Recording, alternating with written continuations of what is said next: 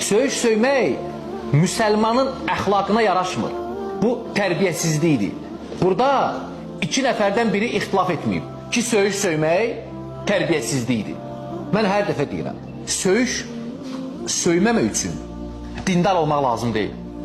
Namaz qılan, oruç tutan, ibadət yox. Söyüş söyməmək üçün nə olmaq lazımdır? Kişi olmaq lazımdır ki, söyüş söyməyəsən.